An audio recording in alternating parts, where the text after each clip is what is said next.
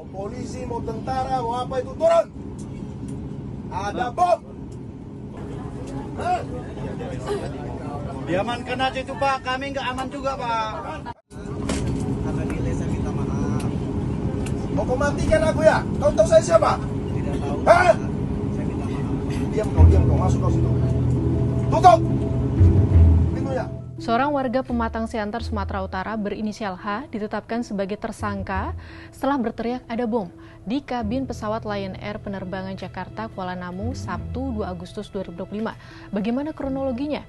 Usut punya usut dari keterangan keluarga, H pernah dirawat di rumah sakit jiwa di Jakarta karena mengalami gangguan emosional.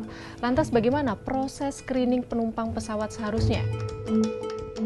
Dari video yang beredar, H berteriak ada bom di kabin pesawat saat hendak lepas landas Sabtu 2 Agustus 2025. Teriakan ada bom ini terhitung lebih dari 6 kali. Teriakannya pun membuat penumpang dan kru pesawat panik. Untuk menjaga keselamatan penerbangan 184 penumpang akhirnya diturunkan. Mereka lantas diterbangkan dengan pesawat berbeda. Setelah ditelisik, informasi terkait adanya bom ternyata palsu. Setelah kejadian itu, polisi dan otoritas bandara menangkap H. Tersangka juga diturunkan dari pesawat. Akibat kejadian ini, jadwal penerbangan pun terganggu. Terkait insiden ini, Kepala Polresta Bandara Soekarno-Hatta Kombes Ronald Sipayung Senin 4 Agustus 2025 mengatakan, setelah memeriksa 8 saksi dari maskapai, bandara, dan penumpang, H lantas ditetapkan sebagai tersangka. H dijerat dengan pasal 437 Undang-Undang Nomor 1 Tahun 2009 tentang penerbangan. Adapun berdasarkan keterangan pihak keluarga, polisi menyebut jika H mengalami gangguan emosional dan pernah dirawat di Rumah Sakit Jiwa Dr. Soeharto Herjan di Jakarta selama sebulan. Tidak stabil ya. Kadang-kadang ada yang pertanyaan yang bisa dijawab, tapi banyak juga pertanyaan yang belum nyambung dengan apa yang kita sampaikan. Dan bahwa per hari ini terhadap H ini sudah kita tetapkan sebagai tersangka dan keterangan-keterangan yang disampaikan oleh bersangkutan sudah kita tuangkan dalam BAP. Atau penerbangan ini adalah connecting flight. Nah, pada saat di Jakarta, tersangka ini menanyakan tentang keberadaan bagasinya, menanyakan kepada salah satu kru. Dan ada komunikasi, dan itulah yang membuat tersangka ini tersulut emosinya. Mungkin yang bersangkutan tidak merasa puas, sehingga mengeluarkan kalimat-kalimat dan ancaman seperti yang terekam. Nah, dari peristiwa ini ada yang perlu dievaluasi dari sistem screening baik penumpang maupun awak kabin, termasuk para pilot.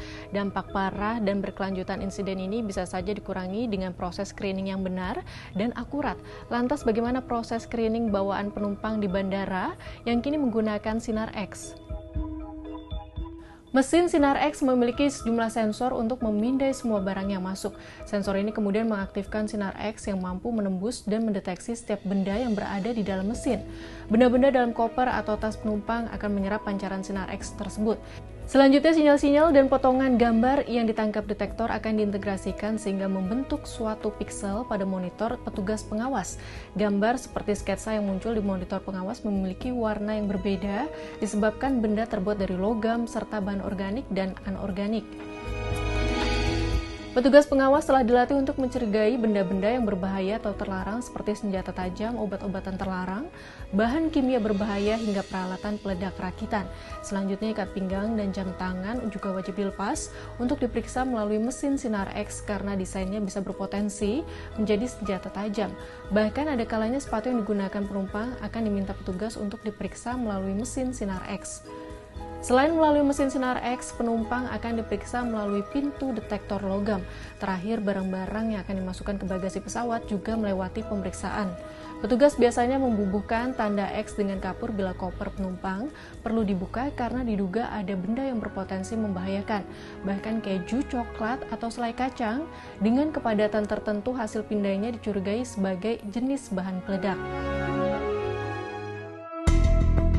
Nah, tak hanya terkait barang bawaan penumpang, menurut Transportation Security Administration atau TSA atau Badan Keamanan Transportasi Amerika Serikat, penyaringan penumpang transportasi umum bisa dilakukan melalui teknik observasi, yaitu program observasi dan analisis perilaku yang dirancang untuk menyediakan sarana bagi petugas deteksi perilaku atau BDO untuk mengidentifikasi orang-orang yang menimbulkan atau mungkin menimbulkan risiko keamanan transportasi dengan berfokus pada perilaku yang menunjukkan tingkat stres, ketakutan, atau penipuan yang tinggi. Program ini memungkinkan setiap penumpang akan diobservasi perilakunya oleh petugas terkait. Sahabat Kompas, dari insiden ini, Direktur Eksekutif Institut Studi Transportasi, Dedi Herlambang, mengatakan setiap pengguna transportasi umum yang melakukan tindak pidana harus ditindak tegas secara pidana dan sosial untuk memberikan efek jera serta tidak lagi melakukan perbuatan yang merugikan. Kamu setuju?